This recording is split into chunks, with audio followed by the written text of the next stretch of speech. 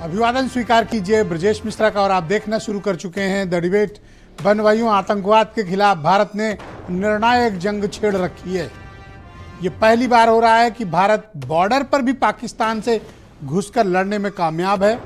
हम जीते भी और हमने दुनिया भर में भी पाकिस्तान को बेनकाब करने का जो बीड़ा उठाया, वो भी कूटनीतिक रूप से एक बड़ा अटैक है पाकिस्तान पर। और उनकी पूरी डिप्लोमेसी और पाकिस्तान की सारी अंतर्राष्ट्रीय इमेज धराशायी और एक आतंकवादी मुल्क के तौर पर दुनिया के सामने में हम लगातार पहुंचा रहे हैं और पहुंचाने में हमें कामयाबी हो रही है। लेकिन देश की सियासत में सत्तारूढ़ दल और प्रतिपक्ष का झगड़ा भी बढ़ता जा रहा है, लेकिन जब ये बाहर जाते हैं तो ये एक हो जाते हैं। यहाँ झगड़ा करेंगे, आपको परेशान करेंगे, लेकिन बाहर ये इकट्ठे हैं। आज हम समग्रता के साथ इन सब की राजनीति की चर्चा करने वाले हैं। बहनों भाइयों, पाकिस्तान को भारत अंतर्राष्ट्रीय स्तर पर बेनकाब करने का बृहद अभियान चलाए हुए, और आज आपने हमारे प्रधानमंत्री को गुजरात की धरती से ऐलान करते सुना होगा कि पाकिस्तान को जो करारा जवाब भारत ने दिया है, अब पाकिस्तान उससे उभरने में उसे बहुत समय लगेगा और पाकिस्तान को आतंकवाद का रास्ता छोड़कर शांति और समृद्धि का रास्ता वहाँ के युवाओं को और वहाँ के लोगों को चुनना चाहिए। लेकिन प्रधानमंत्री मोदी ने यह आरोप लगाया कि 1947 में जब देश का विभाजन हुआ था और जिस वक्त कश्मीर पर कबायलियों के नाम पर पाकिस्तान की रेगुलर आर्मी ने अटैक किया था, ये पहला आतंकवादी हमला था। और मोदी जी ऐसा मानते हैं कि उस वक्त हमें युद्ध रोकना नहीं चाहिए था। 1947 में भारत को युद्ध विराम नहीं करना चाहिए था। जब तक पीओके हम वापस नहीं ले लेना चाहिए था, तब तक हमें युद्ध जारी रखना चाहिए था। युद्ध विराम गलत हुआ और सरदार पटेल की इच्छा के खिलाफ हुआ। सरदार पटेल ये चाहते थे, ऐसा पीएम मोदी का दावा है, सरदार पटेल चाहते थे कि पीओके की वापसी तक युद्ध जारी रहना चाहिए था। लेकिन तत्कालीन नेहरू जी की सरकार नहीं जारी रख पाई युद्ध, और पीओके हमारे हाथ से निकल गया, जो आज पाकिस्तान के कब्जे में है। ऐसा मोदी जी मानते हैं। कांग्रेस पर तमाम आरोप भी लगाए, बीजेपी के दूसरे नेता भी आरोप लगाए। बहनों भाइयों, यहां देश में ये खूब लड़ रहे हैं। कोई किसी को पाकिस्तान परस्त कह रहा है, कोई किसी को ट्रंप परस्त कर रहा है। आजकल नई टर्मिनोलॉजी चली है, ये जब से ट्रंप ये सीज फायर वाला इशू हुआ है। तो कोई अमेरिका के इशारे पे चलने की बात करता है, तो कह रहा है हमने भारत के स्वाभिमान की रक्षा की है। बहन भाइयों, इनका आपसी संघर्ष चल रहा है। लेकिन जब देश को अंतर्राष्ट्रीय फलक पर दुनिया भर की डिप्लोमेसी के क्षेत्र में दुनिया के दूसरे बड़े मुल्कों पर जो मायने रखते हैं, वहाँ जो प्रतिनिधिमंडल भेजे गए हैं, उसमें बिल्कुल अलग सा माहौल है। आप वैसे देख रहे होंगे, लेकिन मैं अभी जो बताऊंगा आप सुन के थोड़ा सा हैरान भी रहेंगे। दुनिया के डिप्लोमेसी के क्षेत्र में भारत का चेहरा इस वक्त कौन बना हुआ है? शशि थरूर। उनकी काबिलियत, उनकी राजनयिक क्षमता, उनकी राजनीतिक बौद्धिकता और दुनिया भर में भारत को पेश करने का उनका तरीका, ये कांग्रेस के सांसद हैं जो भारत का नेतृत्व विदेश में कर रहे हैं। यहाँ पाकिस्तान परस्त बताया जाता है, यहाँ क्या नहीं कहा जाता है, बड़ी गालियां पड़ती हैं। लेकिन भारत की सरकार ने किसको चुना? शशि थरूर को चुना, जो आज अमेरिका में जाकर भारत की छवि रखने वाले, भारत का पक्ष रखेंगे। बहनों भाइयों, यही भारत के डेमोक्रेसी की खूबसूरती है। जब चुनने का वक्त आया कि भारत का एशिया में पक्ष कौन रखेगा, तो सलमान खुर्शीद को चुना गया। फॉर्मर एक्सटर्नल अफेयर्स मिनिस्टर, बहुत ज्ञानी व्यक्ति और कूटनीति के क्षेत्र में, वैश्विक राजनीति में सलमान खुर्शीद का काफ़ी जानकारी और वृहद इंफॉर्मेशन है, उनको भेजा गया। जब भेजा गया कि मिडिल ईस्ट में जो कतर और दूसरे मुल्कों में हमें अपना पक्ष रखना है, तो आपको जानकर हैरानी होगी, फार्मर कॉमर्स मिनिस्टर और कांग्रेस के member of parliament Anand Sharma को चुना गया। जब बात हुई कि मिडिल ईस्ट के दूसरे देशों में हमें अपने पक्ष को कैसे प्रस्तुत करना है, तो बहनों भाइयों, असदुद्दीन ओवैसी चुने गए। जब मिडिल ईस्ट में बात रखने की बारी आई कि मिडिल ईस्ट में हमें अपने पक्ष को कैसे प्रस्तुत करना है, मनीष तिवारी चुने गए, कांग्रेस के सांसद, फार्मर इंफॉर्मेशन ब्रॉडकास्टिंग मिनिस्ट्री, जिनका वैश्विक राजनीति में खासा दखल, अनुभव और कूटनीतिक क्षेत्र के माहिर माने जाते हैं। इतने पढ़े लिखे काबिल लोगों को भेजा गया विपक्ष की तरफ से। राजीव राय जैसे पढ़े लिखे व्यक्ति जिनका अंतर्राष्ट्रीय एक्सपोजर है, दुबई वगैरह तक में क्लास लेते हैं, एमपी हैं समाजवादी पार्टी, रूस भेजा गया उनको। बहनों भाइयों, यही वो बात है जो भारत की डेमोक्रेसी को खूबसूरती रखती है कि यहाँ हम भले एक दूसरे को सिर फोड़ें, पाकिस्तान परस्त बताएं, लेकिन जब हम वर्ल्ड डिप्लोमेसी की बात आती है तो हम उनका चयन करते हैं जो वाकई में काबिल हैं, श्रेष्ठ हैं, अच्छे वक्ता हैं और इस देश की छवि को, इस देश की कमान को देकर हम उनके साथ भेजते हैं। यही भारत के प्रति सच्चा प्रेम है। जो लोग भी असदुद्दीन ओवैसी पे आवाज उठाते थे, आज उनके सिर शर्म से झुके होने चाहिए। ओवैसी ने जिस तरह का व्यवहार और जिस तरह का भारत का पक्ष विदेशों में रखा है बहनों भाइयों, वो अविस्मरणीय है। शशि थरूर ने लाजवाब काम किया है और लगातार कर रहे हैं। तो जो बताया जाता है कि कांग्रेस ने ये कर दिया, कांग्रेस सबूत मांग रही है, तो अगर कांग्रेस सबूत मांग रही होती तो ये शशि थरूर को भारत सरकार ने क्यों भेजा होता, आनंद शर्मा को क्यों भेजा होता, मनीष तिवारी को क्यों भेजा होता। बहनों भाइयों, आप आम आदमी को यही राजनीति समझने की ज़रूरत है। जो आपको दिख रहा है दरअसल हो कुछ और रहा है। भारत सरकार की पूरी डिप्लोमेसी ही विपक्षी सांसदों के कंधे पे इस वक्त चल रही है। अभी आजकल आपको जयशंकर का रोल कम दिख रहा होगा। डिप्लोमेसी को कौन संभाल रहा है? मनीष तिवारी, आनंद शर्मा, असदुद्दीन ओवैसी, सलमान खुर्शीद, शशि थरूर, इनके हाथों में है। ये भारत के कूटनीति को आगे बढ़ा रहे हैं। यही वो राजनीति है जो आपने समझनी चाहिए। आप वैचारिक आधार पर, राजनीतिक आधार पर एक दूसरे का सिर फोड़ते हैं, तमाम बुरी बुरी बातें करते हैं और अपने व्यक्तिगत संबंध भी खराब कर लेते हैं। इनसे सीखने की जरूरत है कि कहना कुछ और है और करना वो है जो वाकई में जरूरी है। यह कोई दूसरे राज्य की राजधानी में प्रेस कॉन्फ्रेंस करने वाली बात नहीं है।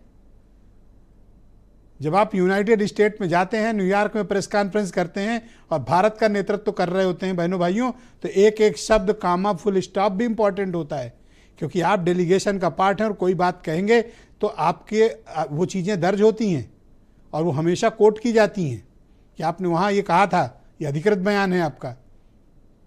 लिहाजा यहाँ कुछ और बोलना है, लेकिन जब बात भारत की आएगी तो वहाँ कुछ और जाएंगे।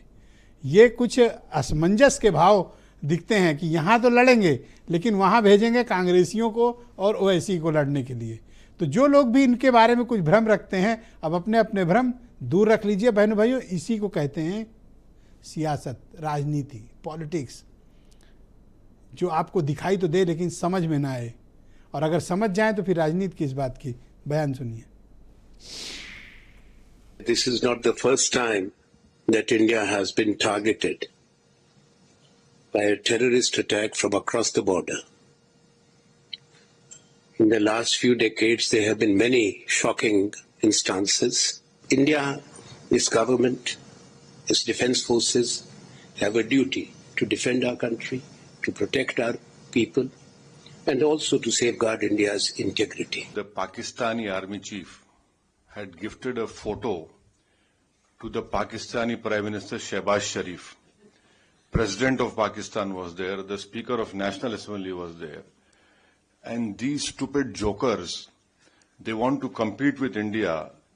They had given a photograph of a 2019 Chinese army drill, claiming it's a victory over India. Now this is what Pakistan indulges in. तो नकल करने के लिए अकल भी चाहिए, इन नालायकों को अकल भी नहीं है। जो हमारा पश्चिमी पड़ोसी है पाकिस्तान, वो निरंतर और लगातार भारत के खिलाफ आतंकवाद प्रोत्साहित करता रहा है। भारत के लाख प्रयासों के बावजूद ये जो पाकिस्तान का मंसूबा है, ये मंसूबा खत्म नहीं हुआ। पहला आतंकवादी हमला कश्मीर की धरती पर हुआ। मां भारती का एक हिस्सा आतंकवादियों के बलबूते पर, मुजाहिदों के नाम पर पाकिस्तान ने हड़प ले लिया। अगर उसी दिन इन मुजाहिदों को मौत के घाट उतार दिया गया होता और सरदार पटेल की इच्छा थी कि पीओके वापस नहीं आता है तब तक सेना रुकनी नहीं चाहिए, लेकिन सरदार साहब की बात मानी नहीं गई और ये मुजाहिदीन जो लहू चख गए थे वो सिलसिला 75 साल से चला है। पहलगाम में भी उसी का विकृत रूप था। बहनों भाइयों, तो आज की इस पर चर्चा को आगे बढ़ाएंगे। आनंद दुबे भारतीय जनता पार्टी के प्रवक्ता हैं, कर्नल शरद शरण समाजवादी पार्टी से हैं, डॉक्टर उमाशंकर पांडे उत्तर प्रदेश में कांग्रेस कमेटी के प्रवक्ता, आसिम वकार MIM के राष्ट्रीय प्रवक्ता और विनय राय जी मेरे साथ मौजूद हैं, जाने माने पत्रकार हैं और डिप्लोमेसी के क्षेत्र में खासा अनुभव रखते हैं। आप सबका शुक्रिया और धन्यवाद। आनंद दुबे जी, पहला सवाल आपसे, आपके यहाँ इसका असर क्या काबिल लोगों की कमी है जो आपने डिप्लोमेसी असदुद्दीन ओवैसी और शशि थरूर जैसे नेताओं पर छोड़ रखी है?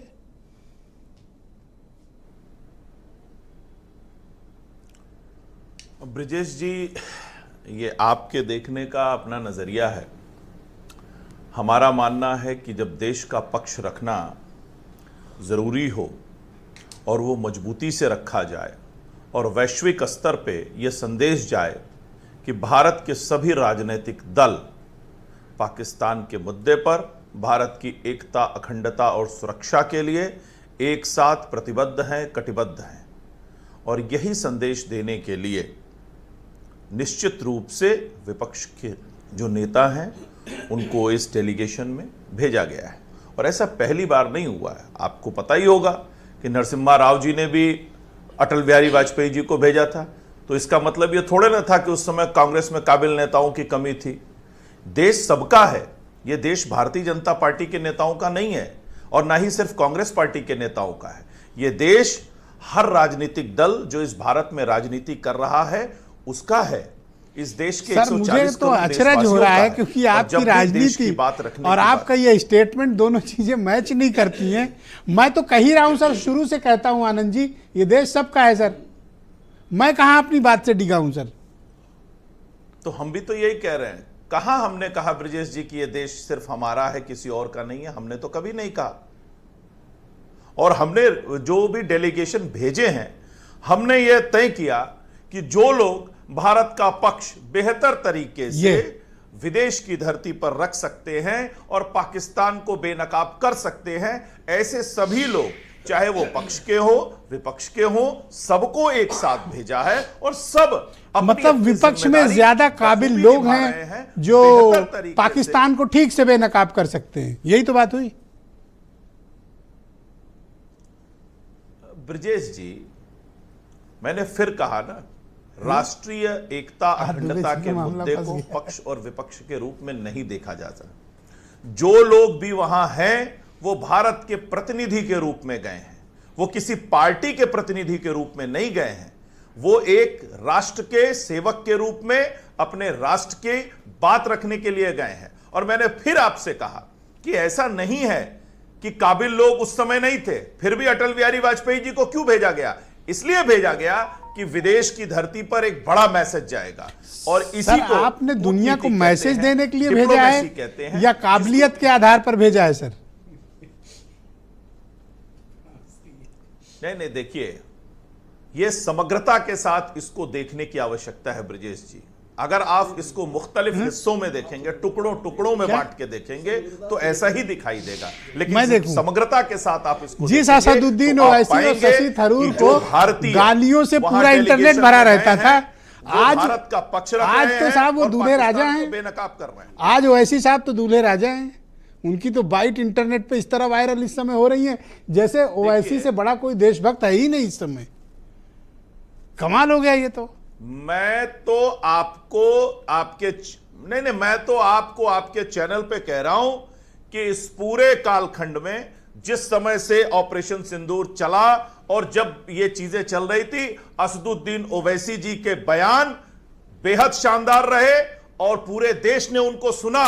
लेकिन उस दौरान बहुत से ऐसे बयान भी आए जो पाकिस्तान की मीडिया की सुर्खियां बने, उन पर भी गौर करने की आवश्यकता है। और शुक्रिया आनंद जी, इस पर चर्चा को आगे बढ़ाएंगे। मेरे साथ कर्नल शरद शरण मौजूद हैं, समाजवादी पार्टी के प्रवक्ता हैं। कर्नल साहब, तो डिप्लोमेसी का भार आप लोगों पर कैसे आ गया? आपने बड़ा अच्छा शब्द इस्तेमाल किया, डिप्लोमेसी। मैं आज कम से कम आनंद जी से व्यक्तिगत तौर पे बहुत सहानुभूति रखता हूँ। वो अपने मन से नहीं बोल रहे हैं, समर्थन दे रहे हैं उनको या नहीं, वो अपने मन से बोल नहीं पा रहे। जो उनको बताया गया वो आज बोल रहे हैं। मुझे इसलिए बहुत ज़्यादा सहानुभूति हो रही है। वो हमसे पहले से पैनल पे फ्री हैंड बैटिंग नहीं कर पाए। देखिए, डिप्लोमेसी में अगर आप ये बता रहे हैं कि ये सातों के सातों कॉन्फेडरेशन इसलिए गए हैं कि जाके देशों में ये बता सकें कि इंडिया और एनडीए गठबंधन एक साथ है, तो फिर मुझे अब इसके आगे क्या कहना है, दर्शकों को तय करने दीजिए। हाँ, इतना जरूर है कि डिप्लोमेसी जो 100, 125, 150 देशों में 8,500 करोड़ का जो हवाई जहाज लेके he is my dear friend, he is my close friend, और वो एक की तो सरकार ही बनाने चले गए थे अमेरिका में। बोला तुम्हारी सरकार तो हम ही बनवा देंगे, हम तो 2 मिनट में सरकारें बदल लेते हैं। तो उन्होंने सोचा जैसे हम इंडिया में करते हैं अमेरिका में बदल देंगे। और जिनके लिए सब जगह कहते घूम रहे थे कि मेरा सबसे अच्छा मित्र है, उन्होंने तो मौका दिया। अगर मोदी जी मौका नहीं देते तो राजीव राय मास्को जा पाते, नहीं जा पाते। अब की बार ट्रम्प सरकार, अगर मोदी जी मौका नहीं देते तो समाजवादी पार्टी का सांसद रूस क्यों जा पाता? नहीं, उन्होंने अपने भी भेजे, श्रीकांत शिंदे जी को भेजा और मिस महाजन जी को भेजा, जो अभी नर्सरी में अभी एडमिशन लिए हैं राजनीति के, उनको भी भेजा है सीखने के लिए। तो भारतीय जनता पार्टी ने कहीं ना कहीं जो ये कॉन्फ़िगरेशन बना उससे एक्सेप्ट किया है कि हम 11 साल इधर लहू में सिंदूर बहाते रह गए, हमने अपना इकोसिस्टम पार्टी का अच्छा मजबूत तैयार नहीं किया। इसीलिए हमको श्रीकांत शिंदे और महाजन, मिस महाजन जैसों को भेजना चाहिए, ताकि आगे 10-20 साल में कभी भाजपा दोबारा वापस आए तो हमें अपने प्रवक्ताओं को भेजना पड़े, उधार के प्रवक्ताओं को ना भेजना पड़े। पर सर, इसको इस दृष्टिकोण से देखो कि ये भारत सरकार का विवेकपूर्ण फैसला है। जब हम टीम इंडिया चुनते हैं, जो विदेशों में जाकर जिसे खेलना है या डिप्लोमेसी के क्षेत्र में उतरना है, देश की प्रतिष्ठा की बात होती है। हम यूं ही किसी को नहीं भेज सकते कि ये बीजेपी वाला है तो हम भेज दें। हमको बेस्ट लोगों को चुनना होता है। मैं पूरी तरह से सहमत हूं और मैं कह रहा हूं जनता को भी यही देखना चाहिए। बेस्ट कौन है? असदुद्दीन ओवैसी, जनता को यही देखना चाहिए, जनता को यही समझना चाहिए। और मैं आपको एक आवाज सुना देता हूं, आपको बहुत अच्छा लगेगा। नहीं सर, किसी और की क्यों सुनाओगे? बस नहीं, किसी और की नहीं, बहुत सुंदर आवाज है। रहने दो, ये सब कहाँ थर्ड पार्टी आवाज में सुनो। टाइगर जैसा कर्नल साहब हैं, लड़ा हम काफी लोगों को मार दिया उसने। ये कैंसर थैंक यू सर, रहने दीजिए। पता अच्छा, नहीं मैं कौन सी रोक देता आवाज। हूं इसको, मैं बता देता हूं सर, कोई बाहर की ऑडियो मत लीजिए। मैं बता दूं, बाहर की ऑडियो नहीं, मैं बता देता हूं। ये कर्नल पैंगिंग है, अरुणाचल के हैं, और उन्होंने 1997 में क्रॉस बॉर्डर रेड की थी और 20 मिलिटेंट को मारा था। बहुत शुक्रिया। तो मैं इनका ढोल बता रहा हूं, जो ये बोलते हैं कि सर्जिकल स्ट्राइक इन्होंने पहली बार की थी, ऐसे ही इनका बहुत बार का पहली बार साफ हो रहा है। पांडे जी, मैं आपसे जानना चाहता हूं कि आज मोदी जी ने एक स्टेटमेंट दिया कि 1947 में युद्ध विराम गलत था, सरदार पटेल चाहते थे कि वार कंटिन्यू रहे, तब हम पीओके छीन लेते। नेहरू जी की सरकार का फेल्योर है। ब्रजेश जी, आज पंडित जवाहरलाल नेहरू जी की पुण्यतिथि है। मैं उनको नमन करता हूं और उनके एक ऐसे विजन को कि जब पूरा विश्व 2 पोल में बटा हुआ था, तब आज़ाद हुआ भारत जो गरीबी से जूझ रहा था, उसके मुखिया पंडित नेहरू ने गुट निरपेक्ष राष्ट्रों की स्थापना किया और 150 से ज़्यादा राष्ट्र पंडित नेहरू जी के पाले में आए। तो एक ऐसे विदेश नीति के प्रणेता पंडित नेहरू जी का आज पुण्यतिथि है और मोदी जी उनको सूरज को दिया दिखाने के लिए जाने जाते हैं, जो नॉन बायोलॉजिकल हैं, जिन्होंने 11 सालों में 73 देशों की यात्रा की मोदी जी ने, और भारत पाक युद्ध के दौरान एक भी देश भारत के साथ खड़ा नहीं हुआ, भारत अलग थलग पड़ा। नेपाल और भूटान जैसे राष्ट्र जो हमेशा भारत के साथ थे, उन्होंने भी पाकिस्तान को आतंकवादी राष्ट्र नहीं कहा, एक भी देश खुल के नहीं खड़ा हुआ। और पाकिस्तान के साथ तुर्की, अजरबैजान और चाइना, यहां तक कि ट्रंप, जिसका जिक्र अभी कर्नल साहब कर रहे थे, वो भी पाकिस्तान के साथ खड़े नजर आए। 11 दिनों में 8 बार ट्रंप साहब ने ये कहा है कि हमने युद्ध रुकवा दिया, सीज फायर करवा दिया, और 3 बार उन्होंने कहा कि हमने धमकाया, ट्रेड रोक देंगे। मोदी जी के मित्र डोनाल्ड के बारे में मोदी जी एक शब्द नहीं बोल पा रहे हैं। क्यों नहीं बोल पा रहे हैं? बताएं तो, ट्रंप ने रुकवाया या मोदी जी ने रोका? आप किसके कहने पे नेहरू जी ने रोका था, ये तो बता दो। मैं उस पर आऊंगा, मेरे पास वो तो ट्रंप का ट्वीट पब्लिक डोमेन में है साहब, ट्रंप ने इंटरवीन करके रुकवाया। मैं एक पत्र पढ़ रहा था जिस सरदार पटेल जी की बात कर रहे हैं मोदी जी, इनको ज्ञान नहीं है, पढ़े लिखे तो ज्यादा थे नहीं, खुद कहते हैं कि हाई स्कूल से ज्यादा मैं पढ़ नहीं पाया था। राजीव शुक्ला जी के साथ इंटरव्यू है, देश देख चुका है। इनको ये बताइए कि इनके देश पांडे थे, वो बिहार में जाके भाषण कर रहे थे कि पंडित नेहरू, मौलाना आजाद और सरदार पटेल को तत्काल फांसी दे देनी चाहिए। और तत्कालीन राष्ट्रपति राजेंद्र प्रसाद जी ने श्यामा प्रसाद मुखर्जी को 29 जनवरी 1948 को पत्र लिखा कि ये चीजें बड़ी आनंद दुबे गंभीर अभी कह रहे थे कि जब देश की बात होती है तो हम जो बेस्ट होगा उनको चुनेंगे, और हम दुनिया को मैसेज देना चाहते हैं कि विपक्ष और सत्ता पक्ष जिस सरदार पटेल जी के इस जज्बे को आप कैसे हिंदू देखेंगे? महासभा और आरएसएस के लोग फांसी पर लटका देना चाहते थे, आज सोचिए, देखते रहे इंसान की हालत क्या हो गई। ये तो अच्छी बात कही ना। और सुनिए ये क्यों हुआ, ये कोई ज्ञान और सुन लीजिए, ज्ञान और गुणवत्ता के दम पर इन लोगों को नहीं भेजा है। 73 देशों की यात्रा के बाद जब भारत अलग थलग पड़ गया, कोई भारत के साथ खड़ा नहीं हुआ, तो ये मजबूरी थी कि डिप्लोमेसी के लिए उस पार्टी के नेताओं को या उन लोगों को भेजा जाए जो लोग विदेश नीति को समझते हैं। इसलिए विदेश मंत्री रहे सलमान खुर्शीद साहब, आनंद शर्मा जी, मनीष तिवारी जी, एक से एक पुरोधा मनीषी लोग हैं सबको आपने और ये हाई स्कूल से ज्यादा पढ़े हुए, बाकायदे तमाम विदेश नीति पर, विदेश से हमारे संबंधों पर कितनी किताबें लिख चुके हैं। और ये मोदी जी जब अलग पड़ गए, ये इनको पहले करना चाहिए था।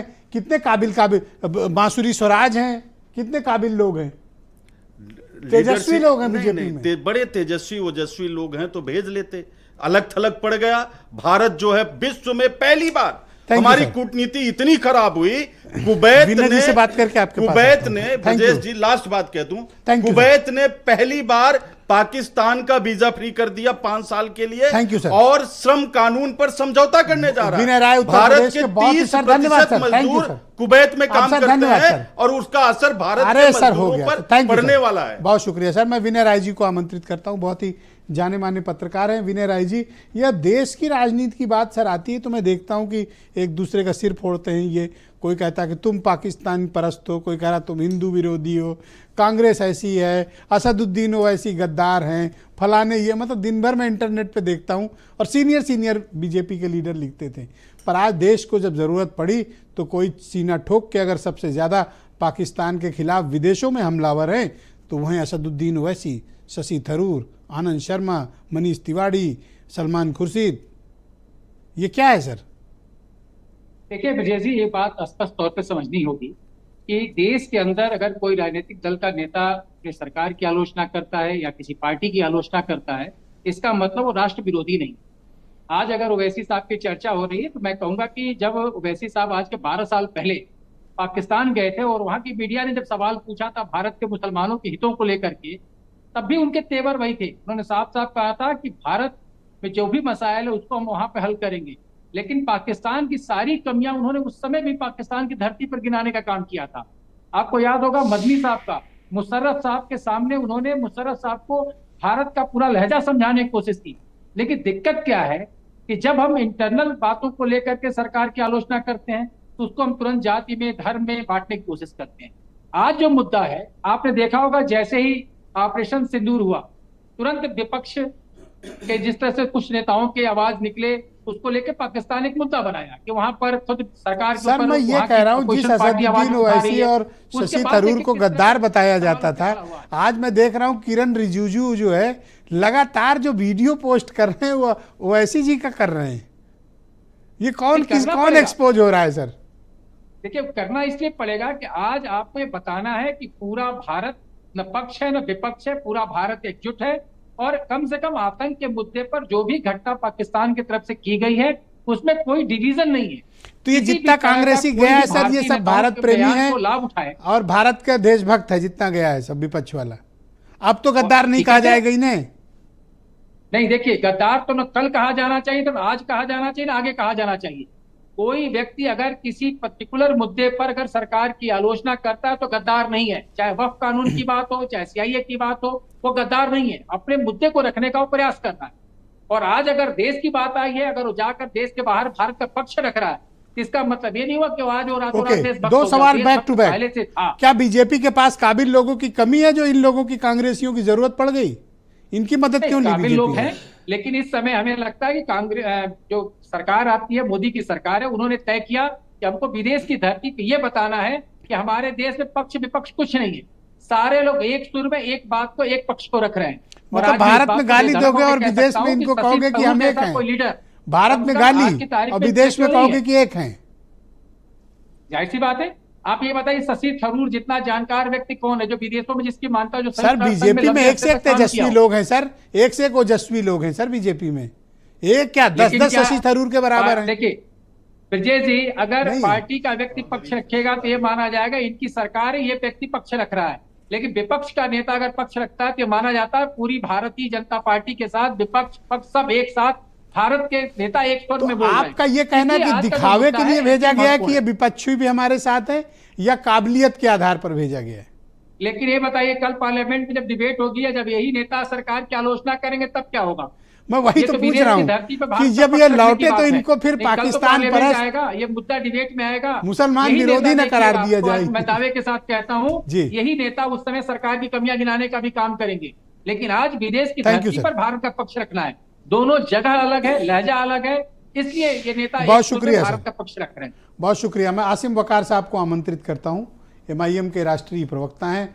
वकार साहब, मैं देखता हूँ कि जब भारत के अंदरूनी घरेलू राजनीति की बात होती है तो असदुद्दीन ओवैसी पर टैग होता है कि साहब ये मुस्लिम परस्त हैं, ये हिंदू विरोधी हैं, ये सांप्रदायिकता की बात करते हैं, ये नफरत की बात करते हैं। लेकिन आज जब भारत को जरूरत पड़ी तो सबसे पहले असदुद्दीन ओवैसी खड़े हैं। इन दिनों मैं देख रहा हूँ कि राइट विंग वालों के आप बड़े प्रेमी हो गए हैं, दूल्हे राजा बने हुए हैं आप। नहीं, राइट विंग वालों के प्रेमी या दूल्हे राजा की बात नहीं है सर। जब से मैं एमआईएम में आया या जब से असद ओवैसी साहब अंतर्राष्ट्रीय नेशनल राजनीति में सक्रिय हुए तो हमेशा आपकी बात सही थी कि सोशल मीडिया पर और हर जगह सिर्फ पाकिस्तान के एजेंट हैं, आईएसआई के एजेंट हैं। चले जाओ पाकिस्तान। हाँ, पाकिस्तान भगा देंगे, पाकिस्तान चले जाओ, भारत के दुश्मन हैं, भारत विरोधी हैं, ये जिन्ना है। हाँ, बड़ा जिन्ना, छोटा जिन्ना, ओवैसी साहब को न जाने क्या क्या कहा गया।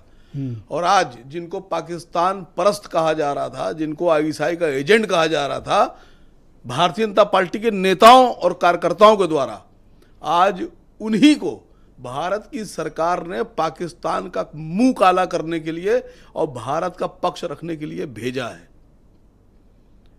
जिस पार्टी के नेताओं को यह कहा जा रहा था कि नमाजवादी पार्टी, मतलब समझिए देश में बीजेपी के लोग कहते हैं नमाजवादी पार्टी, और सरकार कह रही नहीं नहीं इनको भेजो, ये काबिल लोग हैं, ये देशभक्त लोग हैं, राजीव राय जा रहे हैं। तो ये पाकिस्तान परस्त कहने वाले लोगों को, यानी कांग्रेस के लोगों को, जो सबसे बेहतरीन लोग हैं, शशि थरूर साहब को भेजा जा रहा है कि पाकिस्तान का जाके फेस दिखाओ और भारत की बात करो। यूनाइटेड स्टेट भेजा गया, यूएस, यूनाइटेड स्टेट एक तरफ, पूरी वर्ल्ड डिप्लोमेसी एक तरफ। जी, बात सुना भी आए। मनीष तिवारी साहब, आनंद शर्मा साहब, मैं अब इस वक्त सलमान खुर्शीद, मैं इस वक्त एक बात बहुत बढ़िया सी कहने जा रहा हूं कि जितने भी वीडियोज आ रहे हैं विदेश की धरती पर पाकिस्तान का काला चेहरा दिखाने वाले और भारत के पक्ष को मजबूती से रखने वाले, उनमें बीजेपी के नेताओं का कोई आदमी नहीं है। क्या बीजेपी के कोई नेता नहीं है सर। आपने भी एक सवाल पूछा था बीजेपी के नेता क्यों नहीं गए इनके पास।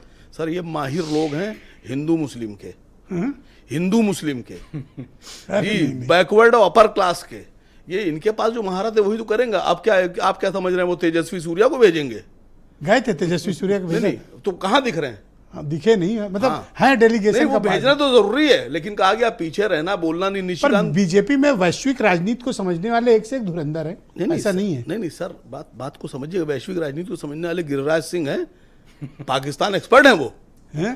पाकिस्तान एक्सपर्ट हैं गिरिराज सिंह। उनको तो नहीं भेजा। हाँ, क्यों नहीं भेजा? वो कहते कि हम मुसलमानों को गोमती में फेंक देंगे, समंदर में फेंक देंगे। सर, इनके पास कुछ नहीं है। जब इनको देश की बात रखना हुई, अंतर्राष्ट्रीय स्तर पर देश की छवि दिखाना हुई और मजबूती से भारत का पक्ष रखना हुआ, तो इनको असद ओवैसी साहब दिखे, जिनको इन्होंने सबसे ज्यादा गालियां बकी हैं, सबसे ज्यादा। और आज भारत के 140 करोड़ जो हमारा नागरिक है, जो भारत के रहने वाले लोग हैं, वो ये देख रहे हैं कि जिस आदमी को सबसे ज्यादा देश में गालियां बकी गई हैं, उसी ने भारत को सबसे ज्यादा सर ऊंचा किया है और सबसे तो मजबूत। भेजा भी तो भारत सरकार ने है ना।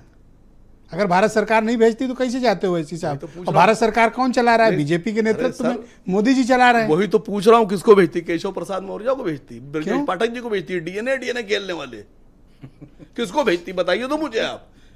अरे ऐसे 240 एमपी हैं, ऐसी बात नहीं है। तो 240 में 10 का नाम बताइए जिनको मैं भेजा। क्यों बताऊं, मुझे थोड़ी भेजना है जी। अरे सर, अब हम आपसे क्या कहें? अब आपसे 2 बातें बोल दूंगा तो आप जवाब नहीं दे पाएंगे।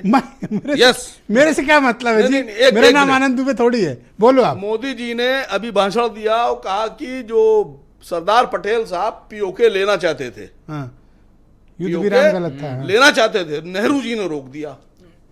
नेहरू जी ने सीज फायर करा दिया, रोक दिया। सरदार पटेल साहब लौह पुरुष थे, हमारे प्रधानमंत्री जी सिंदूर पुरुष हैं। सिंदूर पुरुष, समझिए आप ऐसे माहौल में थोड़ा। अब मसला ये है, अब मसला सर मैं थोड़ी ना कह रहा, वो खुद ही कह रहे मेरे लहू नहीं है नसों में, सिंदूर बह रहा है। मैंने कहा है, मेरा बयान है। तो इमोशंस हैं उनके भाई। सर बात को आप शब्दों पे मत जाओ, इमोशंस हैं। बात को समझिए। मैं माने लेता हूं सरदार पटेल साहब लेना चाहते थे और नेहरू जी ने रोक लिया, मान ली एक बार बात। आज के दौर में राजनाथ जी और अमित शाह साहब पीओके लेना चाहते थे कि बिना पीओके लिए जंग नहीं रुकेगी। कौन? राजनाथ जी और अमित शाह साहब अच्छा लेना चाहते थे कि पीओके लिए बिना जंग नहीं रुकेगी, सीज फायर नहीं होगा।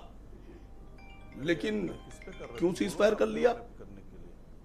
अब बताएं तो हमारे, ये तो आप बेवजह क्या आरोप महान प्रधानमंत्री जी, इसके पीछे कोई तर्क है आपके पास? सुब्रमण्यम जी का बयान। सर बात को समझिए।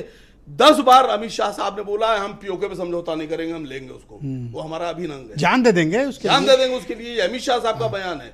राजनाथ जी ने कहा कि हम पीओके पे समझौता नहीं करेंगे। प्रधानमंत्री जी ने चलिए मान लिया, सरदार पटेल जी ने नेहरू जी के कहने पर कर लिया, माने लेते हैं, दोनों लोग नहीं है गवाही देने के लिए। ये हमारे जो महान प्रधानमंत्री जी, इन्होंने किसके कहने पर कर लिया? 11 बार कह चुके हैं ट्रम्प साहब, 11 बार कि मैंने कराया सीज फायर, मैंने कराया, मैंने धमका दिया, मैंने डरा दिया, मैंने ये धमकी दे दी। सर बताएं तो वो किसके कहने पर किया है? दूसरी सवाल मैं सवाल पूछ रहा हूं, उसी वक्त मुजाहिदीनों को मौत के घाट उतार दिया जाता है, ऐसा प्रधानमंत्री ने आज कहा, तो ये समस्या ही नहीं होती। प्रधानमंत्री जी पर अभी मौका था तो इतिहास बनाने का, पीओके लेने का नहीं, पीओके लेने का, इतिहास बनाने का। जिन लोगों ने, जिन आतंकवादियों ने हमारी बहनों का सिंदूर पहलगाम में उजाड़ा, उनमें से क्या कोई गिरफ्तार हुआ? क्या किसी को गोली मारी गई? क्या कोई फांसी पे लटकाया गया? मुझे बताइए कहां है सब? मैं आपसे खाली एक छोटी सी बात पूछ रहा हूं, बहुत छोटी सी बात, जवाब दे दीजिएगा। क्या प्रधानमंत्री जी ये बात का जवाब देंगे कि सीज फायर क्यों हुआ, उन्होंने पीओके क्यों नहीं लिया? सरदार पटेल चाहते थे और नेहरू जी ने रोक दिया, तो इनको किसने रोका? इसका जवाब है किसने रोका? मोदी जी को किसने रोका? आप बताओ ना। नहीं, मोदी जी ने क्या कोई एग्रीमेंट किया पाकिस्तान से? क्या उस एग्रीमेंट में नहीं किया, कोई एग्रीमेंट नहीं। कैसे हो गया सर?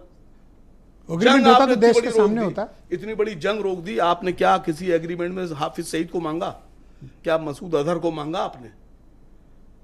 क्या हमारे जो 26/11 वाले जो हमलावर थे उनको आपने अच्छा मांगा? लौट के वापिस आते हैं। आनंद दुबे कह रहे थे कि जब देश की बात होगी तो हम विदेश में मैसेज देना चाहते हैं कि विपक्ष और सत्ता पक्ष एक है, इसलिए हमने भेजा है। नहीं तो सर, उसके लिए भेजा है, दिखावे के लिए, या काबिलियत पे भेजा है? विदेश में इसलिए भेजा गया है विपक्ष को कि इनके पास, सत्ता पक्ष के पास जो एक्सपर्टीज है भारतीय जनता पार्टी की, वो है हिंदू मुस्लिम, हिंदू मुस्लिम, हिंदू मुस्लिम। और आपके पास जो विपक्ष के लोग गए हैं वो काबिल लोग हैं सर। बताइए, इनके पास भारतीय जनता पार्टी में जो सरकार चल रही है इसमें कोई भी आदमी इतना काबिल है जितने असद ओवैसी साहब हैं? क्या कोई भी आदमी सलमान खुर्शीद साहब के साथ तजुर्बा शेयर कर सकता है अपना? क्या कोई भी आदमी मनीष तिवारी जैसा काबिल है? कोई भी आदमी आनंद शर्मा साहब जैसा काबिल है? मुझे बताइए।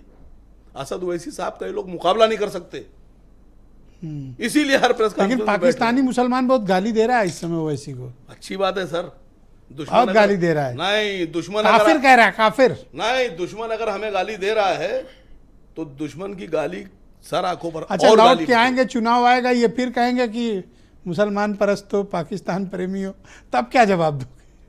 सर अब हम आपसे क्या बताएं सर? नहीं कह दो, आज बोलो। अब हम आपसे कुछ कहना नहीं चाह रहे हैं। जोड़ता हूं सर, मोदी जी प्रधानमंत्री हैं, अगर योगी जी प्रधानमंत्री होते तो पीओके ले लिए बिना रुकते ही ना वो। हाँ, ट्रम्प उनके सामने लंबे लंबे लेट जाते तब भी वो ना सुनते। क्या? हाँ, योगी जी में और मोदी जी में फर्क बता रहा हूं आपसे। इन्होंने तो मिसाइल भेजे, वो बुलडोजर भेज देते बॉर्डर पर और पीओके कब्जा कर लेते। कौन? योगी जी। मैं बोल रहा हूं सर, आप पूरे होशो हवास में ये स्टेटमेंट दे रहे हो? बिल्कुल होशो हवास में दे रहा हूं सर। देश का 140 करोड़ आदमी सीज फायर नहीं चाहता था, पीओके चाहता था। योगी जी ले लेते सर। बड़े प्रेमी हो गए हो आज? नहीं, मैं प्रेमी नहीं हो गया हूं, मैं भारतीय जनता पार्टी के दो बदल, इनमें तो पूरा 100% बदलाव दिख रहा है। दो नेता जो भारतीय जनता पार्टी के हैं उनमें ये देख रहा हूं कि किसकी क्षमता कितनी है, सिर्फ ये देख रहा हूं। आप क्या पाते हो? अब सर, दो नेता हैं, उनमें से मुझे लगा था कि शायद मोदी जी बिना पीओके के लिए नहीं रुकेंगे, अमित शाह साहब की बात मानी जाएगी, राजनाथ जी की बात मानी जाएगी, 140 करोड़ लोगों का सम्मान होगा। Thank you sir. लेकिन मोदी जी ने सरेंडर कर दिया, किसके सामने कर दिया पता नहीं। Thank you sir. Anand Dubey Bharatiya Janata party के प्रवक्ता हैं और आपने जितने भी आरोप लगाए हैं वन बाय वन उसका जवाब देंगे। आनंद जी, गो हेड। ये कह रहे हैं योगी जी होते ना तो अब तक सब पाकिस्तान को राउंड डालते। ब्रिजेश जी, असीम वकार जी ने क्या कहा मुझे सुनाई नहीं दिया, क्योंकि आपके यहाँ की लाइन जो है वो बहुत खराब है और मुझे आवाज बिल्कुल कट कट के आ रही है। तो कृपया इसको पहले ठीक कराएं। जी बिल्कुल ठीक कराएं। मुझे पूछिए कि इन्होंने क्या कहा तो मैं जवाब दे दूं। ये कहते हैं कि काबिलियत के आधार पर इन्होंने, और उतनी योग्यता सिर्फ विपक्षी सांसदों के पास है कि वो वैश्विक राजनीति में दखल रखते हैं, अधिकार रखते हैं और भारत की छवि को सही प्रस्तुत कर सकते हैं। और दूसरा, आपकी पार्टी के पास जो मेंबर ऑफ पार्लियामेंट्स हैं वो उनको एक्सपर्टाइज सिर्फ हिंदू, मुसलमान और मंदिर मस्जिद में है। जी देखिए, इनके पहले प्रश्न का जवाब तो ये है कि जो लोग भी विदेश की धरती पर गए हैं वो किसी राजनीतिक दल के प्रतिनिधि बन के नहीं गए हैं। मैंने पहले भी कहा, वो एक भारतवासी के रूप में गए हैं और भारत सरकार ने जो डेलीगेशन भेजा है उसका हिस्सा बनकर गए। लेकिन चूंकि आसिम वकार साहब की सोच जो है वहीं की वहीं है, इसलिए इनको ऐसा सब कुछ दिखता है। मैं फिर कहता हूं, देश में जब भी कोई राजनीति होगी वो हमारी आलोचना करेंगे, हम उनकी आलोचना कर सकते हैं। आप अगर कहोगे 15 मिनट के लिए पुलिस हटा दो तो उस बयान की आलोचना होगी। आप इस चीज का माइलेज नहीं ले सकते हैं कि हम कुछ चीज अच्छी बोल रहे हैं तो इसके लिए हमारी सब कुछ माफ कर दिया जाए, पहली चीज। और हिंदू मुस्लिम की राजनीति वकार साहब करते हैं और इनकी पार्टी करती है। लेकिन एक चीज बहुत स्पष्ट है कि जब राष्ट्र की बात आती है, ब्रजेश जी आप बताइए मुझे, आप अगर 2 या 3 भाई या 4 भाई हैं, घर में किसी वजह से आप में झगड़ा हो रहा है, किसी वजह से अलगाव हो गया हो, लेकिन अगर कोई बाहरी व्यक्ति आपके परिवार के किसी व्यक्ति पर हमला करता है तो उस समय सारे मतभेद बुला के परिवार के सभी लोग तो आपकी बात बड़ी खूबसूरत लगी और मैं आपका माल्यार्पण करूंगा कि आपने इस देश में सबको कहा कि सब हमारे भाई हैं। किसी आपने कहा भाई हैं सब हमारे, तो मैं इसके लिए माल्यार्पण करूंगा आपका। नहीं, देखिए ब्रजेश जी, मैंने बहुत स्पष्ट रूप से कहा कि कोई भी व्यक्ति, जो लोग यहां कह रहे हैं कि काबिल नहीं, नाकाबिल नहीं, ये नहीं, वो नहीं, इससे पहले भी उदाहरण है भाई। मैंने कहा ना, क्या उस समय कांग्रेस पार्टी में काबिल लोगों की संख्या नहीं थी क्या? या उस समय कांग्रेस पार्टी में सारे लोग अयोग्य थे? जब अटल बिहारी वाजपेयी जी को भेजा गया? जरा इसका जवाब ले लीजिएगा उमाशंकर पांडे जी से। ये कोई तर्क नहीं है। अच्छा, जो भी भारत का पक्ष रखना चाहता है बेहतर रख सकता है, और योगी जी में एक डेलीगेशन के रूप में जाकर पाकिस्तान की कलई खोल सकता है। ऐसे सभी लोगों को हमने डेलीगेशन में शामिल किया है, उनको भेजा है। अब ये नेहरू जी की बात कर रहे थे और न जाने क्या क्या बातें कर रहे थे, मैं उन चीजों पर नहीं जाना चाहता हूं। वो सारी चीजें इतिहास की किताबों में दर्ज हैं। रामचंद्र गुहा से लेकर तमाम जितने इतिहासकार हैं उनको पढ़ लीजिए कि किसके पत्र पर नेहरू जी ने, क्लेमेंट एटली के पत्र पर नेहरू जी ने कार्रवाई रोकी, माउंटबेटन के कहने पर लेकर गए, और जिनके कहने पर लेकर गए उन्होंने एजेंडा ही बदलवा दिया यूएन में। तो बहुत सारी अच्छा चीजें आनंद जी, कभी किसी और एक सवाल और कहा इन्होंने, लेकिन आप होम मिनिस्टर और डिफेंस मिनिस्टर चाहते थे कि पीओके लिया जाए, उसके बिना सीज फायर नहीं होंगे, और योगी जी होते तो बिना पीओके छीने मानते नहीं, ये तो ट्रंप के कहने पे सरेंडर हो गया, ऐसा मतलब युद्ध विराम हुआ, ऐसा आसिम वकार के आरोप हैं सर। नहीं, देखिए आसिम वकार जी, हो सकता है कि उस समय राजनाथ जी और अमित शाह जी एक साथ कमरे में बैठे रहे हो, इनसे बात हुई हो, इनको उन्होंने बताया हो जो आज ये बता रहे हैं। तो क्या आपके हिसाब से पहले राजनाथ दिन जी से और कह अमित रहे शाह साहब नहीं पीओके चाहते थे हमारा पीओके है लेना? और हम उसे, अरे साहब थोड़ा शांत हो जाइए, बोल लेने दीजिए। आप टेलीविजन पर बैठे, आपको छूट है, आप कुछ भी बोल सकते हैं, क्योंकि आपकी पार्टी में ऐसे बहुत से नेता हैं जो कुछ भी बोल जाते हैं, तो आपको पूरी आजादी, आप कुछ भी बोल सकते हैं। सदर को भेज दिया हमारा पहले दिन से एजेंडा है। योगी जी भी नहीं बोल रहे हैं। अरे बिल्कुल भेजेंगे, बिल्कुल भेजेंगे, क्यों नहीं भेजेंगे? आप लोगों को अगर तकलीफ है तो बताइए कि भाई क्यों भेज दिया। और मैं जान रहा हूं कि कांग्रेस पार्टी को तकलीफ है। नहीं, ब्रिजेश जी, कांग्रेस पार्टी को तकलीफ इस बात की है कि थरूर साहब को क्यों भेज दिया, क्योंकि ये तो उनको काबिल मानते ही नहीं थे।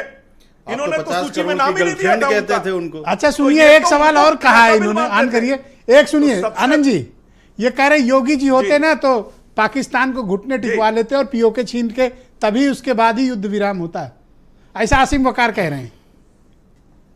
ये योगी प्रेमी हो गए हैं। देखिए, मोदी जी हूं, योगी, नहीं सुनिए, अभी ये बहुत से प्रेमी होंगे, देखते चले जाइए। मैं एक चीज बता रहा हूं आपको कि चाहे मोदी जी हो, चाहे योगी जी हो, चाहे अमित शाह जी हो, चाहे राजनाथ सिंह जी हो, वो सब भारतीय जनता पार्टी के कार्यकर्ता हैं, भारतीय जनता पार्टी की सोच से बने हुए लोग हैं, और सबकी सोच एक है। भाजपा की सोच वही है, देश की सोच वही है, और मुझे लगता है इस पैनल में जितने लोग बैठे हैं उनकी सोच भी वही है कि हम पाकिस्तान को कड़ा जवाब देंगे, और जब वो हिम्मत करेगा घर में घुस मारेंगे, पीओके हमारा है, उसे लेकर रहेंगे। मैं आ रहा हूं, मैं आउट ऑफ टर्न आसिम वकार को मौका दे दूं। कर्नल साहब प्लीज BRB 10 वकार साहब को स्क्रीन पे लो और आनंद जी को लो, बत पूछिए क्या कहना चाहते हैं। नहीं, मैंने सीधी सी बात कही, क्या आनंद द्विवेदी जी को इस बात का नहीं, आनंद द्विवेदी जी को क्या इस बात का, आनंद दुबे जी को क्या इस बात का शक है कि क्या मैंने कहा कि योगी जी होते, नहीं सुनिए सर, सुनिए सर, मैं सुनवा रहा हूं, बात सुन लीजिए, सुनवाई जाए पूरी आवाज उनको, आवाज ठीक कराइए। हाँ, मैं आवाज ठीक करा रहा हूं सर, आप बोलिए सर। मैंने कहा कि अगर मोदी जी की जगह पे योगी जी प्रधानमंत्री होते तो चाहे ट्रम्प लंबे लंबे लेट जाते, लेकिन युद्ध विराम ना होता, पीओके लेने तक भारत की फौजें ना। इतना योगी जी पर आपको भरोसा है? अब आनंद दुबे जी जवाब ही नहीं दे रहे इस बात का। क्या मेरी बात सही है या गलत है? आनंद जी, हाँ बोलिए। मैंने एक लाइन में कहा, कोई होगा भारतीय जनता पार्टी का कोई भी व्यक्ति जो उस पद पर बैठा होगा और जिसे निर्णय लेना होगा वो भारत के हित में लेगा। नहीं सर, संतुष्ट नहीं है, हमारा है, कोई कर रहेंगे हम, वो नहीं कोई कर रहे हैं, अपने नेता का नाम नहीं ले पा रहे हैं सर। हमले के बाद डोजियर भेजा करते थे, हमने आप संतुष्ट हैं उनके जवाब से? नहीं संतुष्ट नहीं है सर, बीजेपी के लोग संतुष्ट नहीं होंगे। क्या नहीं संतुष्ट होंगे बताइए? बिना पीओके लिए रुक गए। मैं कह रहा हूं पीओके लेने के लिए क्षमता चाहिए, विल पावर चाहिए, इच्छा शक्ति चाहिए, और मैं कह रहा हूं कि मोदी जी की जगह योगी जी होते तो ले लिया होता। आप बोलने पे तैयार नहीं है सर, आप नाम लेने पे तैयार नहीं है। आप सर गुगली फेंक रहे हो ना, वो समझ गए आप ये गेंद क्यों फेंक रहे हो, ये गेंद क्यों फेंक रहे हो वो समझ रहे हैं। नहीं, नहीं नहीं नहीं नहीं, मैं समझ रहा हूं। आसिम वकार जी को इतनी मोहब्बत जो हुई है उसका भी एक कारण है, मैं आपको बता रहा हूं। बताओ बताओ प्लीज। आसिम वकार साहब बहुत जल्द पार्टी बदलने वाले हैं, वो मौका देख रहे हैं इधर आने का। आप समझिए, वहां उनको कुछ मिला नहीं, अब रोज आप प्रवक्ता बना के बैठा देंगे इनको, बाकी कैसे चलेगा इनका मामला। और AIMIM का यहां कुछ होना नहीं है, तो ये अपने लिए कुछ रास्ता बनाने की अरे एक कोशिश मुसलमान को लोगे सर अपने यहाँ, कहाँ इनको लोगे सर? सर नाराज हो जाएंगे सर, आप योगी जी का नाम नहीं ले रहे हैं, Thank you, sir. यही हमारे काफी यहाँ है। बहुत से मुसलमान हैं, ऑलराइट कर्नल साहब, बहुत से मुसलमान हैं। कर्नल साहब, इनको जो है, ये सुनिए, कह रहे सुनिए, योग्यता नहीं, हमको इनको देश जो है, हम दुनिया को ये अपने- संदेश हम देना अपने- था, इसलिए हमने राजीव राय को भेजा और हम अपने विपक्षी माइनॉरिटी सांसदों को मोर्चा भेजा। में कोई सदस्य बना देंगे इनको। Thank you sir, thank you sir, thank you sir. Go ahead colonel साहब। ब्रजेश जी, जो भी पीछे घटनाक्रम हुआ, आपने उसमें एक चीज़ नोटिस की होगी, मैं फिर दोहरा देता हूँ। हमारे नेता माननीय अखिलेश जी ने कोई भी ऐसा बयान नहीं दिया जिसमें राजनीति का हल्का सा भी तड़का हो इस मुद्दे पे। लेकिन आप ये देखिए कि शशि थरूर जी ने आखिरकार, शशि थरूर ने जी ने जाकर के अमेरिका में ट्रंप को उनका चेहरा दिखाया, और उस चेहरे देखने के अभी बाद तो दिखाएंगे, अभी तो उन्होंने न्यूयॉर्क में एक प्रेस कॉन्फ्रेंस की तो थी, बोला ना, अभी जाके वापिस आएंगे। नहीं, लेकिन ब्रिजेश जी बताइए, हमारी धरती से कोई ट्रंप को कुछ बोलने का तैयार नहीं है। एक विपक्ष का नेता जाकर के अमेरिका में जाके उनके देश में बोलता है और ट्रंप को चेहरा दिखाता है। बात यहां नहीं है, बात इसके आगे गंभीरता की है। सर प्रधानमंत्री, सबसे ना लड़ो, वो ट्रंप है सर, अमेरिका का राष्ट्रपति है, सबसे नहीं लड़ा तो जाता। आप मानते हैं कि प्रधानमंत्री जी डर गए नहीं, बात ट्रंप ये से? इसके डरने डराने की नहीं सर, अमेरिका है सर, थोड़ा प्रैक्टिकल होके बात करें। मैं जनता को यह बताना चाहता हूं कि युद्ध लड़ने प्रधानमंत्री नहीं जाते, भारतीय सेना जाती। भारतीय सेना को डर नहीं लगता है। मैं किसी के डरने डराने की कोई बात नहीं, हमारी सेना महान है, उनकी बहादुरी पर नो डाउट, पर सबसे नहीं लड़ना चाहिए सर। नहीं, लेकिन 15 दिन हो गए अमेरिका से लड़ोगे तो अरे तो आप स्वीकार कर लो ना। भैया, ठीक करा रहे हैं, 15 दिन हो दोबारा गए, काल कटवा के मिलाता हूं ब्रजेश जी, आपको। 15 दिन हो जरा गए, इनकी आवाज ठीक करो भाई। 15 दिन हो गए, कम से कम हम लोगों को बुला के बिठा के बता दो कि असल में क्या मसला है, हमने सीज फायर क्यों किया। अरे नेशनल सिक्योरिटी का विषय ऐसे कैसे आप आपको अगर बता दें? नेशनल सिक्योरिटी की बात करते तो एक बहुत गहरा सवाल उठाया, उसका जवाब देने दीजिए। प्रधानमंत्री जी ने क्या स्टेटमेंट दिया कि कश्मीर में पीओके ले लेते अगर पटेल साहब को रोका नहीं गया होता। क्या पीओके के मसले में, जिसमें अभी हमने 15 दिन पहले सीज फायर किया है, हमारे पास उस गलती को सुधारने का मौका था? क्या मोदी जी कश्मीर को हमने कैसे लिया है, उस मुद्दे को उखाड़ के पाकिस्तान को मौका देना चाहते हैं? हम और आप अच्छी तरह जानते हैं कि हमने बहुत सलीके से और बहुत तरीके से राजा हरि सिंह से कश्मीर को हिंदुस्तान में शामिल कराया है। अगर आप पीओके के मुद्दे पे पटेल साहब की बात को और नेहरू जी के फैसले को बीच में लाएंगे तो आप थरूर को दबाने के लिए पाकिस्तान को कश्मीर का मौका और उसका मसला उघाड़ने का मौका दे रहे हैं। इसका मतलब राजनैतिक प्रतिशोध में देश का जो मुद्दा है और देश का सम्मान है, आप उसको भी आंच के लिए तैयार हो जाएंगे? ये मंजूर के आधार पर भेजा गया, या फिर जैसा कि वो कह रहे हैं कि हमारे पास भी तो एक से एक थे, लेकिन हमने सिर्फ संदेश देने के लिए भेजा है उनको, तो आप तो सिर्फ संदेश वाहक हैं। नहीं, देखिए, काबिलियत की कमी तो है भाजपा में, इसमें कोई दो राय। उनकी जो अरे एक से एक विशेषज्ञता है, वो विशेषज्ञता नफरत फैलाने की है, आग लगाने की है। उस पर मैं बहुत ज्यादा आगे बात नहीं करूंगा। सारे काबिल आप ही के भरे पड़े हैं, कम से कम सबको आप साइड तो लाइन देखिए, लगाए हो, आनंद आप शर्मा, देखिए ना, ये सलमान सब खुर्शीद, शशि विदेश थरूर, मंत्री रहे, इन सबको सलमान आपने साहब, किनारे लगा रखा है। मनीष जी, सब विदेश मंत्री रहे और बड़े काबिल लोग हैं। वो भाजपा ने स्वीकार किया, इसलिए इज्जत बचाने के लिए भेजा जब विदेश नीति फेल हो गई। मोदी जी का कुछ ना कुछ तो मामला है, जिसके लिए सरकार बनाने गए थे अब की बार ट्रंप सरकार, उसने भारत के लोगों को हथकड़ियां पहना के लगातार भेज रहा, और 11 दिनों में 8 बार कह दिया। मोदी जी कुछ बोल ही नहीं पा रहे हैं, तो कुछ तो है। सुब्रमण्यम स्वामी जो भाजपा के ही सांसद हैं, उन्होंने कहा कि ये जो बड़े अच्छे शब्दों में उन्होंने नहीं कहा है, लेकिन मैं थोड़ा सम्मान से प्रधानमंत्री के लिए बोलूंगा। उन्होंने कहा ये नरेंद्र मोदी, मैं सम्मान से बोल रहा हूं, उन्होंने कहा ये जाते रहते हैं अमेरिका में, इसका कुछ है ट्रंप से, और इस कारण जो है सीज फायर उसके दबाव में हो गया। ये सुब्रमण्यम स्वामी भाजपा के सांसद का बयान है, मेरा नहीं, उनकी। अब कोई सांसद नहीं है। अच्छा, दूसरी बात मैं कहूं, ये पीओके की बात कर लें, कम से कम इतिहास तो भाजपा के लोग थोड़ा सा पढ़ा करें। जो आजादी की शर्तें थी उसमें क्या था? उसमें कश्मीर हरि सिंह ने कहा मैं स्वतंत्र राष्ट्र रहूंगा, और वो स्वतंत्र राष्ट्र था जब पाकिस्तान ने कबायलियों के भेष में अटैक किया, और उस समय माउंटबेटन वो गवर्नर थे। दोनों देशों का 1 साल के लिए वो अपॉइंट हुए थे। और उस समय भारत ने शिमला में अपनी सेना बिठा रखी थी और उन्होंने कहा कि जब तक पाकिस्तान विलय की संधि पर हस्ताक्षर नहीं करता, भारतीय सेना वहां पर दखलंदाजी नहीं करेगी। और जब हरि सिंह से हस्ताक्षर करवा लिया भारत में विलय का, तब भारतीय सेनाओं ने अटैक किया। यह है, कश्मीर हमारे हाथ में था ही नहीं। कश्मीर को पंडित जवाहरलाल नेहरू, सरदार वल्लभ भाई पटेल की सूझबूझ ने इस देश में मिलाया।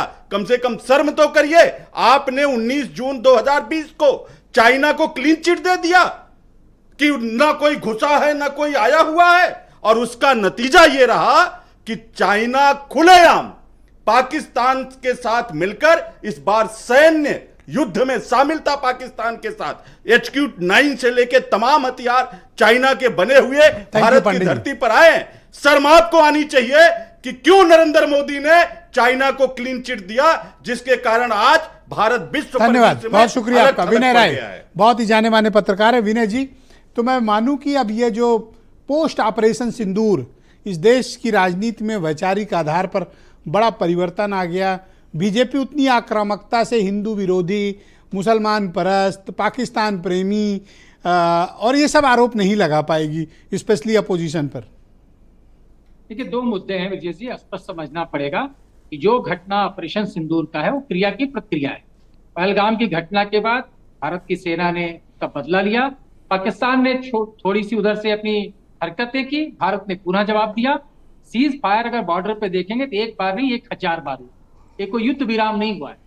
ये पहली बात समझनी पड़ेगी। दूसरी बात, भारत ने जिस तरह से इसको पूरा मुद्दा बनाया पहलगाम, हमें लगता है कि इससे बढ़िया कूटनीतिक चाल कुछ नहीं हो सकती थी, जहां पक्ष विपक्ष एक साथ जा करके पूरी दुनिया को ये बताने का प्रयास कर रहे हैं कि भारत के साथ क्या किया है। अभी तो ये आसिम वकार, उमाशंकर पांडे, कर्नल साहब ये क्यों छाती पीट रहा है कि काबिल हम हैं, सिर्फ हम, बीजेपी में तो कोई है ही नहीं है। अब मैं और इसी पे लगे हैं ये नहीं करना चाहिए। देखिए, ट्रंप के बयान को इतना नोटिस किया जा रहा है, कम से कम 10 बार तो यूक्रेन रशिया के बारे में ट्रंप बोल चुके, कल तो पागल तक कह डाला पुतिन को उन्होंने। तो मसला वो नहीं है कि ट्रंप साहब क्या करते हैं, ट्रंप साहब का बड़बोलापन दुनिया जानती है, लेकिन सवाल ये उठता है कि भारत किस तरीके से इस मुद्दे को लेकर आगे बढ़ रहा है। और इस समय जब पूरा पक्ष और विपक्ष एक साथ भारत के पक्ष को पूरी दुनिया में रख रहा है, तो मुझे ये उम्मीद थी कि कम से कम इसी भाईचारे के साथ हम लोग इस डिबेट में भी उस लॉजिकल पॉइंट को डिबेट करते, ना कि हम कहते किस क्लास के पढ़े हुए हैं। अरे भाई, जिस राजीव शुक्ला के इंटरव्यू का हवाला दे रहे हैं उसी को पूरा सुन लीजिए, पता चल जाएगा कहां तक पढ़े हैं। मसला इस समय पढ़ाई का नहीं है, मसला इस समय हिंदू मुस्लिम नहीं है, मसला सिर्फ पूरे भारत के अस्मिता का है, भारत के शौर्य का है। और ये हमें लगता है ओवैसी कि हो, ये इससे बढ़िया शशि थरूर विपक्ष हो, कभी नहीं। ये अचानक से डिप्लोमेसी का भारत का चेहरा कैसे बन गए? इनके कंधों पर पूरी डिप्लोमेसी डाल दी गई, जबकि हम सब मानते थे कि जयशंकर तो भाई बेस्ट MEA मिनिस्टर हैं। देखिए, अगर पार्लियामेंट का डिबेट होता तो मुझे लगता है कांग्रेस की तरफ से शशि थरूर आवाज उठाने वाले पहले नेता होते, लेकिन जब विदेश की धरती पे व्यक्ति जाता है, पढ़ा लिखा सुलझा हुआ व्यक्ति होता है, उसे मालूम होता है उसके कंधे पे जिम्मेदारियां बढ़ जाती, तो उन्होंने अपने उसी भूमिका का निर्वहन किया जो एक सच्चे राष्ट्रभक्त को करना चाहिए। शायद जो सरकार की सोच थी उससे बढ़ जिस उम्मीद से भेजा गया था, क्या विपक्षी सांसदों ने भारत का पक्ष ज्यादा बेहतर तरीके से प्रस्तुत किया? स्पेशली मैं ओवैसी का जिक्र करूं, असदुद्दीन ओवैसी का। ब्रिजेश जी, ऐसा नहीं है, निशिकांत दुबे भी रख रहे हैं, लेकिन मैं मीडिया का भी धन्यवाद दूंगा और उन नेताओं का भी धन्यवाद दूंगा जिन्होंने पक्ष मजबूती से रखा और मीडिया ने भी उसी बखूबी तरीके से उसको दिखाया। बहुत शुक्रिया सर, धन्यवाद सर। मैं आप सभी अतिथियों का बहुत आभार प्रकट करता हूं इस कार्यक्रम में शिरकत करने के लिए। आप सबका बहुत शुक्रिया और बहनों भाइयों आपका भी धन्यवाद। ये समझने की ज़रूरत है, राजनीति इसी को कहते हैं, ये हमें समझने की जरूरत नहीं है। आसिम वकार को, उमाशंकर पांडे, कर्नल शरद शरण या आनंद दुबे को समझने की ज़रूरत नहीं है, आपको समझने की ज़रूरत है। धन्यवाद, नमस्कार।